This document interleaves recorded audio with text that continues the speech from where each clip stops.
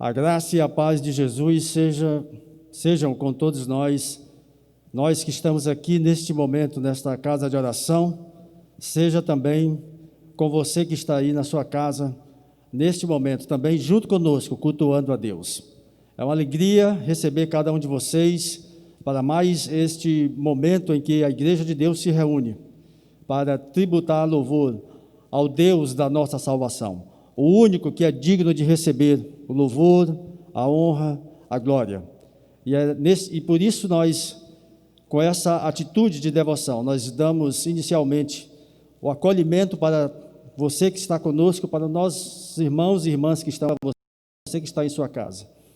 E também, nesse momento, nós pedimos ao Senhor Deus que receba o nosso culto, ó Pai, nesse dia que o Senhor fez para a Tua glória, como reconhecimento daquilo que o Senhor é, daquilo que o Senhor faz em nossas vidas, como gratidão pela salvação recebida em Cristo Jesus, é que nós, nesse momento, nos reunimos para cultuar a Ti, ó Pai. Que o Senhor receba o nosso culto neste dia, continuando a nos dar o direcionamento, a Tua palavra que é a luz para o nosso caminho.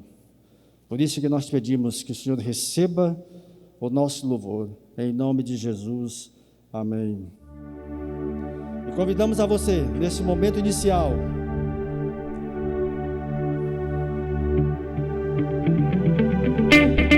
vem, esta é a hora da adoração.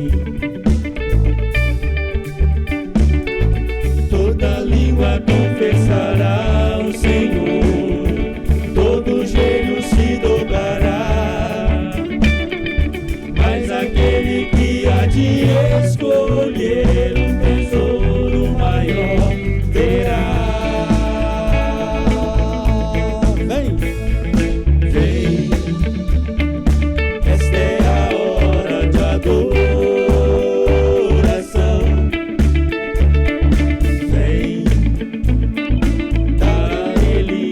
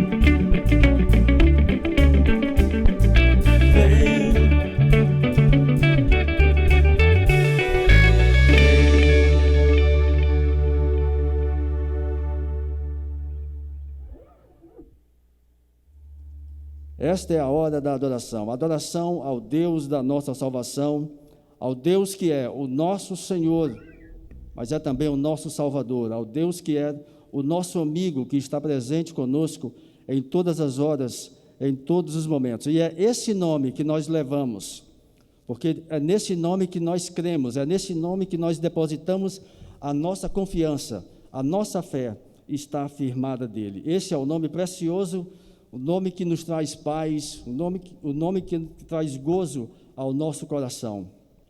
E a você que ainda não teve um encontro pessoal com Jesus, nós lhe dizemos, nós fazemos esse convite para que você também receba esse nome como seu Salvador e como Senhor. Sendo por Jesus aceito, nós sempre teremos o perdão de Deus. Cante conosco o hino de número 62 do Cantor Cristão.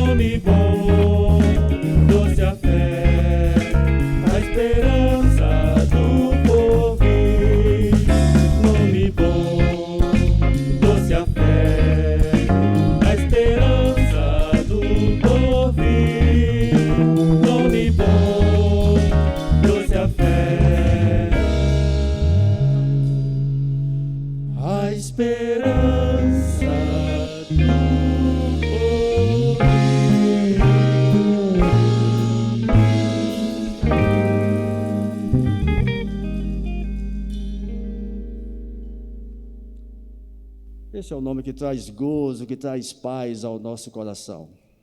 Nós sabemos disso porque nós lemos na palavra de Deus alguns personagens bíblicos que nos momentos de grande aflição na sua vida, eles enfrentaram essas situações, momentos de dificuldade, momentos de perda de familiares, perdas materiais, mas eles continuaram firmes na fé, mesmo no Antigo Testamento, pessoas que deram exemplo de fé, Abraão, José, Esther, Ana, muitas pessoas, Jó, que são exemplos para nós, exemplos de pessoas que perseveravam na fé. Por isso que Paulo, quando escreveu a sua carta à igreja em Filipos, ele registra no capítulo 4, versos 6 e 7, o seguinte conselho aos irmãos da igreja em Filipos e também para todos nós hoje, seguidores de Jesus em todas as épocas. Ele nos diz não estejam inquietos por nada, por coisa alguma.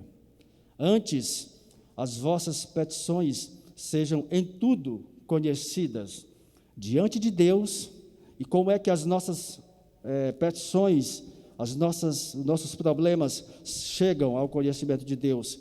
Ele que é o ser onisciente, mas no nosso relacionamento com Ele, como é que as nossas petições chegam? Paulo nos ensina através da oração e da súplica, mas também com uma atitude de ação de graças. Quando fizermos isso, Paulo diz aos Filipenses: a paz de Deus, que está além de todo entendimento, além do que a razão pode compreender, ela guardará os nossos corações e os nossos pensamentos em Cristo Jesus. Deus cuidará de ti. 3 estrofes do hino 344 do cantor cristão.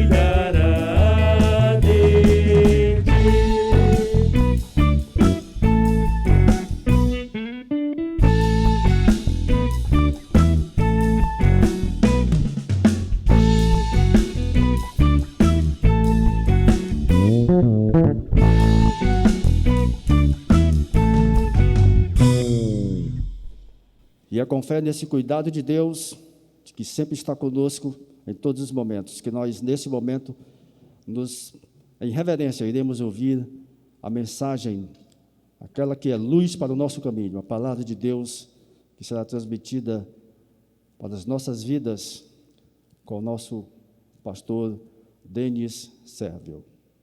Muito bom estar com os irmãos. aqui, muito bom estar com os irmãos em sua casa, nesse momento agradável de louvor e de adoração ao Senhor. Quero chamar a atenção dos irmãos para o texto de Lucas, no capítulo 9, versículo 23. Lucas, capítulo 9, versículo 23. O irmão que está aí na sua casa, você pode abrir a sua Bíblia também, tá? Lucas, capítulo 9, o versículo 23.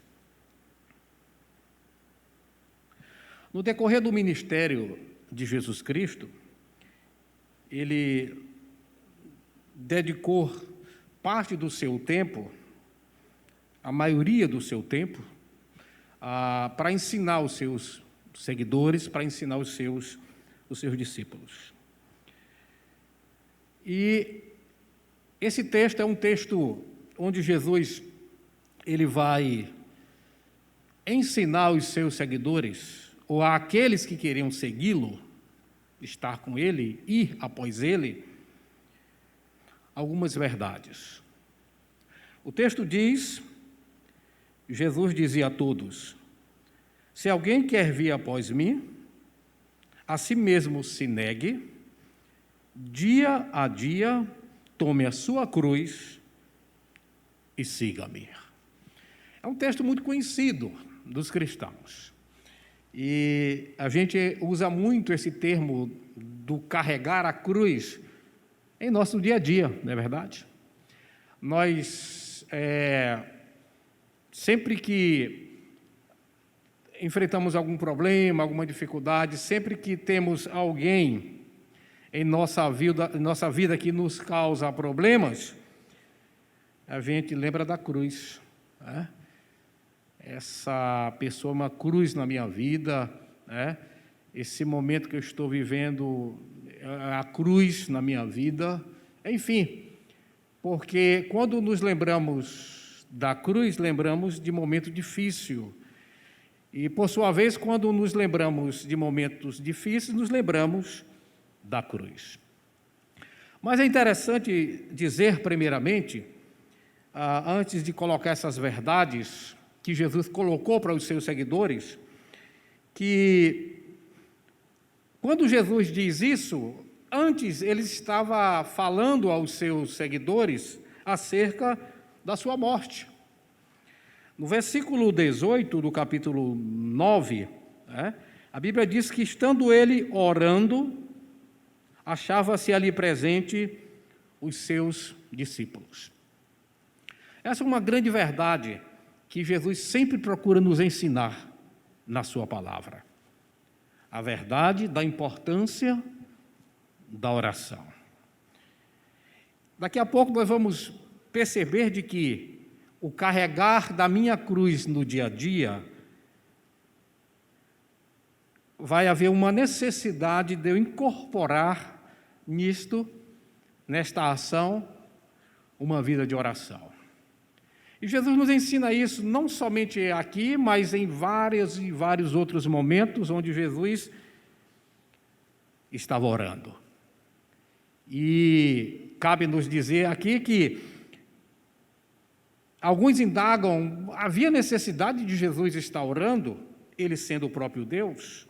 Sim, porque enquanto Deus, talvez não houvesse necessidade de orar, mas enquanto Jesus de Nazaré, o homem, havia necessidade de orar, e havia também necessidade de nos dar o exemplo, de estarmos sempre tendo comunhão com Deus.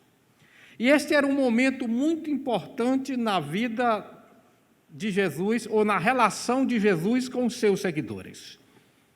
Assim como houve tantos e tantos outros momentos de confronto, onde Jesus chamava, vez por outra, os seus seguidores e os levava, os conduzia a uma tomada de decisão. E este era o momento. Eles estavam ali com Jesus, não somente os seus discípulos mais próximos, mas muita gente andando após Jesus, andando atrás de Jesus, caminhando com Jesus. Jesus, a essas alturas, já havia realizado muitos milagres, muitos prodígios, muitos sinais. A sua palavra era uma palavra encantadora, apesar de ser uma palavra muitas vezes dura, pesada, que afastava muita gente. A gente vê momentos como estes na relação de Jesus com as pessoas que o seguiam, mas tudo em Jesus atraía as pessoas. E muita gente estava seguindo Jesus. E quando Jesus coloca diante deles de que, olha, se alguém quiser vir após mim, tem que negar a si mesmo e no seu dia a dia tem que carregar a cruz, aí sim, vai me seguir. Jesus, antes, ele precisava de algumas respostas. Ele precisava saber de algumas coisas, precisava saber, por exemplo, a opinião de quem o seguia acerca dele mesmo. Daí o versículo 18, depois de orar, ele volta-se para os seus discípulos e pergunta, olha, o que dizem as multidões quem eu sou? Vocês que estão aí em meio a essas pessoas que me seguem, essa multidão que está atrás de mim, isso Jesus falando para os seus discípulos mais próximos, o que a multidão diz sobre a minha pessoa? O que eles pensam de mim? Quem eles acham que eu sou? Meu irmão, minha irmã, ninguém segue alguém que não conheça. Não. Para que eu siga alguém, eu preciso conhecê-lo. Eu preciso saber quem é. Eu preciso saber o que essa pessoa pensa, o que ela deixa de pensar, eu preciso saber quem são as suas companhias, enfim. Nós vivemos um tempo de seguir e de ser seguido, nas mídias sociais. Aí eu tenho tantos seguidores, aí eu sigo tantas pessoas. Você conhece todas as pessoas que você segue? Você conhece todas as pessoas que estão seguindo você? Jesus, nesse momento, ele precisava saber o que a multidão que o seguia pensava dele mesmo. E ele chama os discípulos mais próximos e pergunta, vocês que estão aí em meio a essa multidão, vocês que estão ouvindo o povo, o que é que eles estão dizendo sobre mim? Aí eles respondem, Senhor, alguns dizem que o Senhor é João Batista. Outros, Senhor, dizem que o Senhor é o profeta Elias. Outros estão dizendo que é um outro profeta que ressurgiu. Enfim, Senhor, são muitas as opiniões a teu respeito. A multidão que está te seguindo não tem uma opinião, um consenso acerca de quem é o Senhor. Uns acham que é Elias, outros acham que é João Batista, outros acham que é um profeta qualquer aí que ressurgiu. Percebam, a multidão estava seguindo Jesus, mas não sabia quem era Jesus. Eu sei o Jesus que eu sigo. Você sabe o Jesus que você segue, meu irmão, minha irmã? Ou nós estamos simplesmente seguindo aquilo que os outros acham que é bom? Eu preciso conhecer o Jesus que eu sigo. E para eu conhecer o Jesus que eu sigo, eu preciso conhecer a sua palavra. Porque a sua palavra me diz quem ele é. Não é o que fulano diz que Jesus é, quem Jesus é. Não é o que o pastor fulano, ou o padre fulano, ou o bispo fulano, enfim. Não é o que eles dizem quem é Jesus, mas é o que eu encontro na sua palavra. Quem é o Jesus que eu sigo? Aí Jesus volta-se para eles novamente no versículo 20 e diz, muito bem, vamos afunilar mais a coisa aqui. Vocês me disseram que a multidão acha que eu sou Elias, João Batista ou um outro profeta qualquer. Mas agora me digam, vocês aqui, que estão mais próximos de mim. E vocês? Quem sou eu para vocês? Agora a coisa pega. Porque eles tinham a opinião dos outros. Agora Jesus queria saber a própria opinião deles. E é isso que Jesus quer saber de nós, irmãos, diariamente. Quem eu sou para você, Jean? Quem eu sou para você, Lucas? Quem eu sou para você, Gabi? Enfim. O que é que eu significo na sua vida? É apenas um rótulo religioso, o fato de eu fazer parte de uma igreja evangélica qualquer, e isso me faz um conhecedor de Jesus, um seguidor verdadeiro de Jesus, ou eu realmente conheço o Jesus que eu sigo? Vocês, o que vocês acham que eu sou? Pedro, antes que outro tomasse a palavra, e não se sabe se os outros tinham um conceito acerca de Cristo, ou não, porque a Bíblia não nos revela, mas Pedro toma a palavra, e sabiamente, orientado evidentemente pelo Espírito de Deus, ele diz: tu és o Cristo de Deus, tu és o ungido de Deus, tu és o escolhido de Deus, tu és o preferido, o predileto de Deus, ungido, o Cristo. Daí Jesus, Salvador, Cristo ungido, o Salvador ungido. E Pedro responde sabiamente. Agora, evidentemente que eles estavam próximos de Jesus. E lembram quando Jesus chama Pedro para segui-lo? Pedro, pescador, Jesus diz: eu farei de vocês pescadores de homens. E ali Pedro começa a seguir Jesus. E agora Pedro tem esse entendimento do seguir Jesus, porque Pedro sabia quem era o Jesus que ele estava seguindo. Não era um homem qualquer. Ele havia aprendido desde aquele primeiro encontro que ele teve com Jesus, até ser confrontado por Jesus que ele seguia.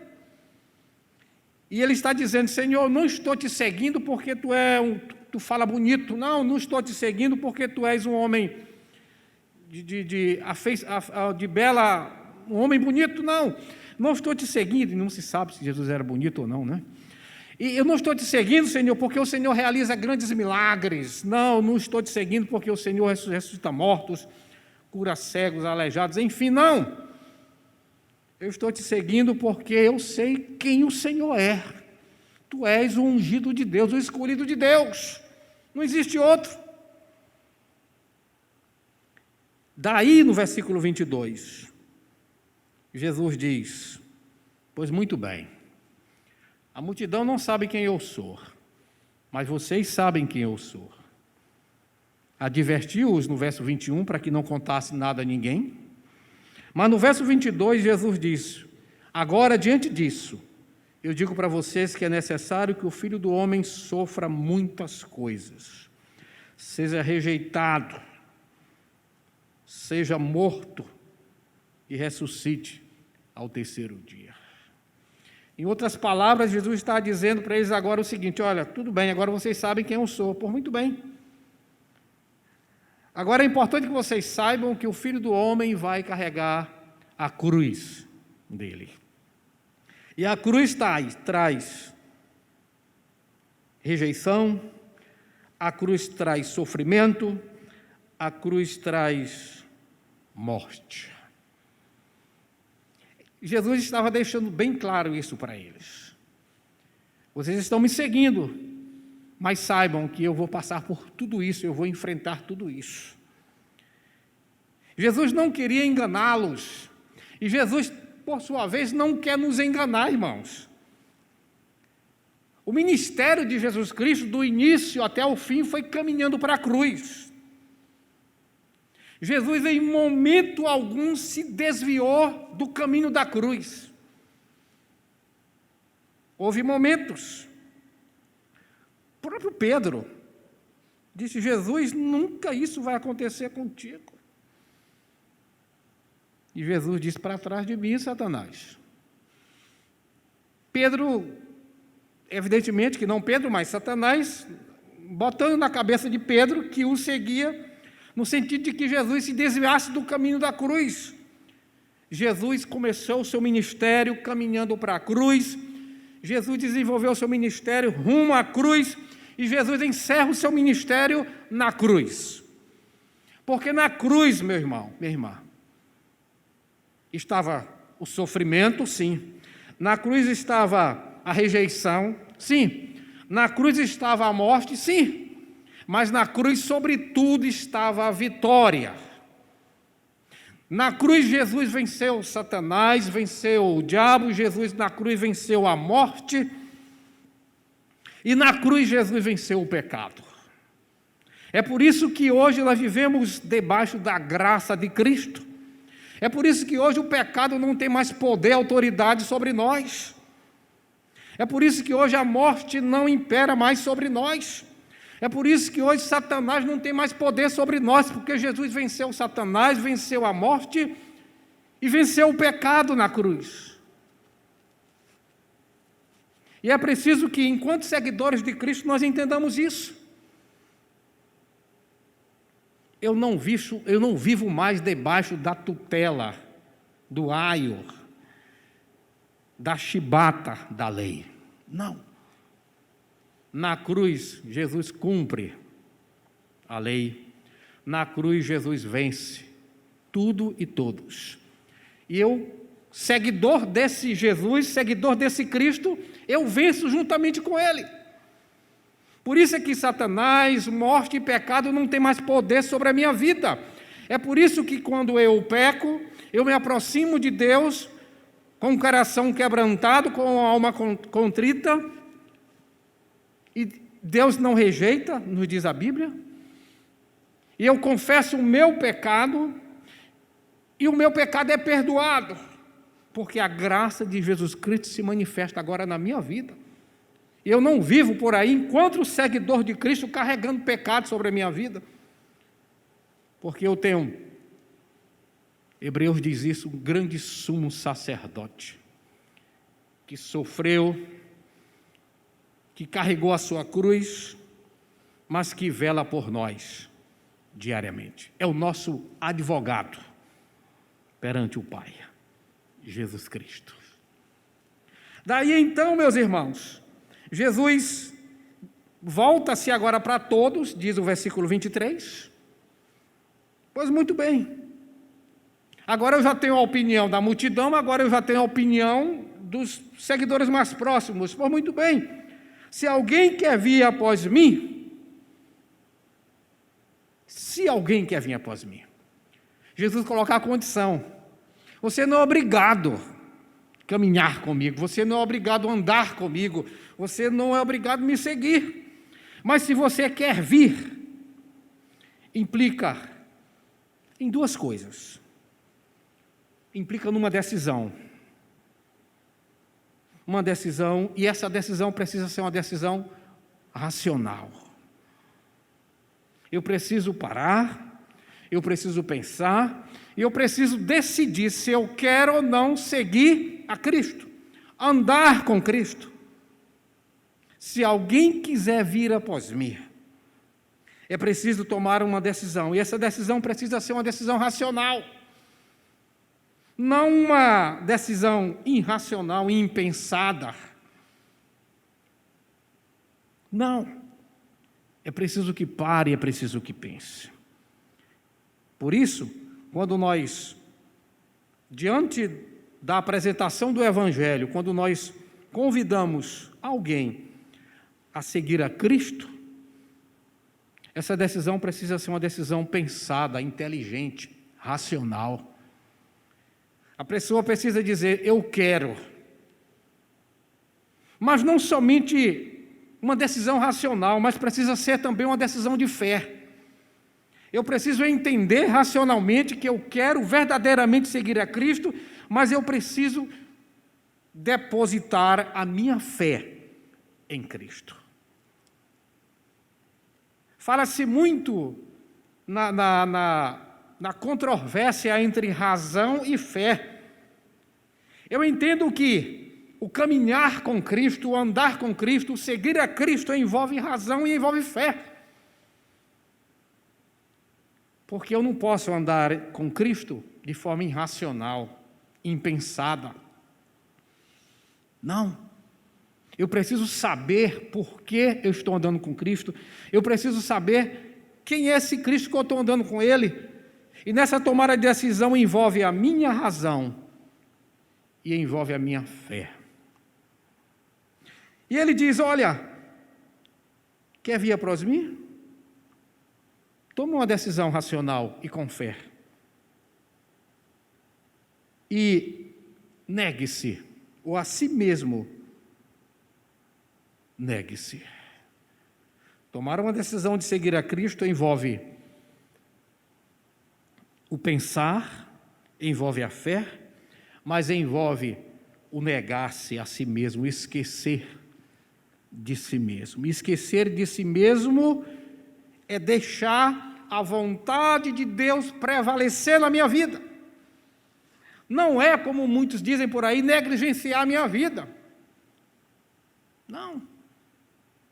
Deixar tudo e todos, família, enfim, numa tomada de decisão ao lado de Cristo. Se houver necessidade em função de Cristo, sim. Mas não é isso que Jesus está dizendo. Quando ele diz negar a si mesmo, ele está dizendo, olha, a vontade de Deus precisa prevalecer na sua vida. Você vai continuar com a sua vontade. Você vai continuar com os seus sentimentos, com os seus desejos. Você vai continuar pensando por si próprio, sim. Você não vai deixar de ser o Natan, o Caleb, enfim, não. Você vai continuar sendo a pessoa que você é. Só que você precisa, a partir de então, deixar que a vontade de Deus prevaleça na sua vida. Não é mais a minha vontade, agora é a vontade de Deus. Não é mais o meu querer, agora é o querer de Deus. Não é mais o meu pensar, agora é o pensar de Deus. Aí, quando eu tomar essa decisão de negar a mim mesmo e deixar que a vontade de Deus prevaleça na minha vida, que segundo a Bíblia é perfeita e agradável, aí sim, eu começo a me completar, porque os meus desejos, as minhas vontades, o meu pensar, são os desejos, são as vontades e são o pensar de Deus. Lá no meu trabalho, lá na minha faculdade, na minha escola, lá na minha vizinhança, lá na minha casa, vir após mim, negar a si mesmo. Aí sim, depois disso, como eu tomar essa decisão inteligente, pensada, de fé, aí sim, quando eu deixar que a vontade de Deus prevaleça na minha vida, aí dia após dia eu tomarei a minha cruz. Percebam, não é tomar a cruz hoje e depois de amanhã, na semana que vem, não. A Bíblia diz que tomar a cruz é dia após dia. Dia a dia. Todos os dias. Todos os dias. Eu preciso tomar a minha cruz. E quando eu tomo a minha cruz, implica em fazer a escolha certa no meu dia a dia. Tomar a cruz é isso, meu irmão, minha irmã. É eu, enquanto seguidor de Cristo, fazer a escolha certa, dia a dia. E quando eu digo fazer a escolha certa, eu estou dizendo que a vontade de Deus é a melhor escolha para a minha vida. E quando a vontade de Deus é a melhor escolha para a minha vida, no meu dia a dia, por mais que me seja pesado tomar algumas tomadas de decisões, eu vou decidir por fazer a vontade de Deus. E quando eu decido fazer a vontade de Deus, eu volto para o versículo 22, quando Jesus disse, olha, é necessário que quando eu tomar essa decisão, quando eu inteligentemente, racionalmente, com fé, decidir seguir a Cristo, quando eu resolver negar a minha própria vontade em prol da vontade de Deus na minha vida, isso implica, conforme Jesus disse, no sofrimento, na rejeição e na morte. Porque isso é levar a cruz, tomar a cruz. Jesus fez isso. E interessante, pastor Natan, que o condenado à morte de cruz, ele tinha que carregar a cruz até o local da crucificação. Ele mesmo tinha que carregar a cruz sobre os seus ombros. Isso implicava em sofrimento. Então, meu irmão, no meu dia a dia, no meu carregar a cruz do dia a dia, onde a vontade de Deus vai prevalecer na minha vida, onde eu farei a escolha correta, a escolha certa, isso vai implicar em dor, isso vai implicar em sofrimento, isso é carregar a cruz diariamente, mas isso é fazer a escolha certa. E é isso que Deus quer, que façamos a escolha certa. A vida cristã é penosa. Seguir a Cristo é penoso, porque implica em negarmos a nós mesmos em prol da vontade de Deus na minha vida. Eu desejo que a vontade de Deus prevaleça em nossas vidas. Uma vez que você, meu irmão, minha irmã, já tomou essa decisão inteligente, racional, de fé. Agora cabe-nos, enquanto seguidores de Cristo, deixarmos que a vontade de Deus prevaleça em nossas vidas. E isso deve ser diariamente. E quando eu deixo que a vontade de Deus prevaleça na minha vida diariamente, isso implica em carregar a cruz. E carregar a cruz não é coisa boa, mas faz parte da vida cristã, faz parte da convivência com Deus. Jesus deixa bem claro: você quer me seguir? Você quer andar comigo? Pois muito bem. Tomou a decisão? Sim, tomei. Então, negue-se a si mesmo. Deixe que a vontade de Deus prevaleça na sua vida. Primeira coisa é isso. Depois da tomada de decisão racional, inteligente e de fé, a primeira coisa para aquele que quer seguir a Cristo é deixar que a vontade de Deus prevaleça na sua vida. Não é mais a minha vontade, agora é a vontade de Deus. E tomar a cruz. E tomar a cruz significa fazer a escolha certa dia a dia. E nesse fazer de escolha certa no meu dia a dia, implica em eu tomar decisões na linha de obediência da vontade de Deus. E nessa tomada de decisão, na linha de obediência da vontade de Deus,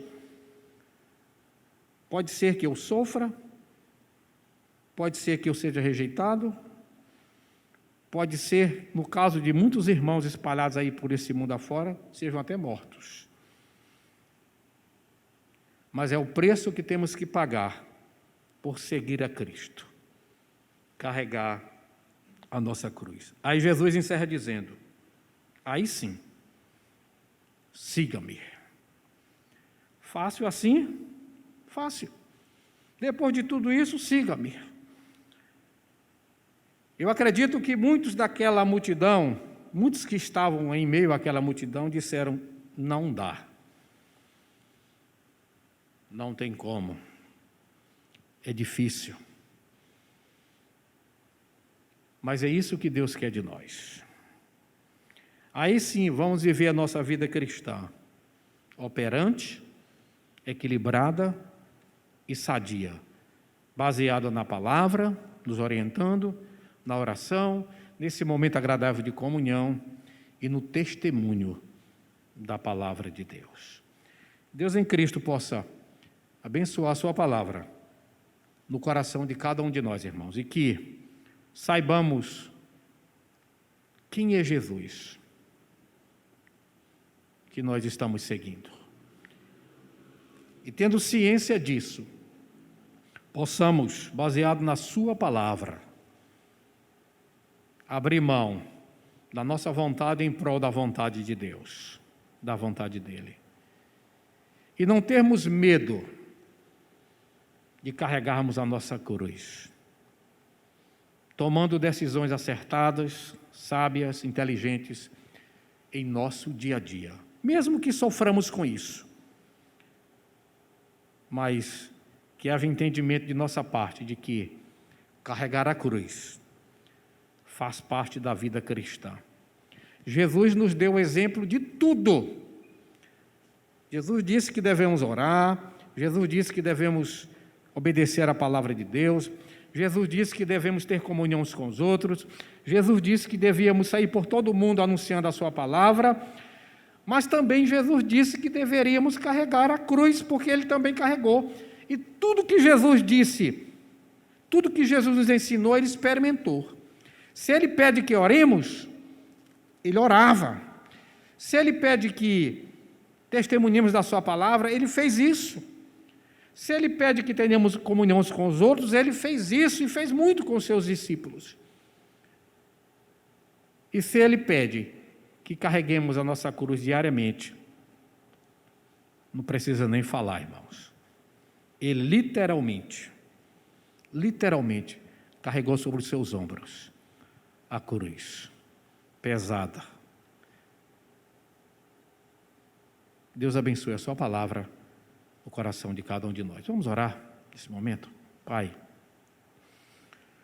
nós te louvamos, porque temos o privilégio de nos reunirmos como seguidores do Senhor. Um dia, Pai, tomamos uma decisão inteligente, uma decisão de fé, e resolvemos te seguir. Não foi ninguém que nos impulsionou para isso, ninguém nos forçou, ninguém nos intimidou. Nós, voluntariamente, de livre e espontânea vontade, sem nenhuma pressão, resolvemos te seguir, meu Pai. Pai, nos ajuda a negarmos a nós mesmos em nosso dia a dia, Pai. Nos ajuda para que a Tua vontade prevaleça em nossa vida, não a nossa vontade, Pai. E nos ajuda e nos dá entendimento de que precisamos carregar a nossa cruz diariamente, na tomada das decisões acertadas. E é isso que o Senhor quer de nós, Pai. Aí sim, vamos te seguir. Seguir porque te conhecemos, não porque ouvimos falar, mas porque te conhecemos pessoalmente, porque convivemos com o Senhor. E nós te louvamos por isso, Pai. Sê com a tua igreja, dá entendimento à tua igreja, aumenta a fé da tua igreja, anima e fortalece a tua igreja, Pai, para que neste momento difícil que estamos vivendo, carregando a nossa cruz, que se torna nesses dias bem mais pesada, que possamos sobreviver à dor, ao sofrimento e a tantas outras coisas que nos sobrevêm nesses dias, meu Pai. Alegra-nos o coração, Senhor. Coloque em nossos lábios um louvor, perfeito louvor, em todos os momentos. Palavra de salvação, meu Pai. Em nome de Cristo. Amém, Senhor. Deus abençoe, irmãos.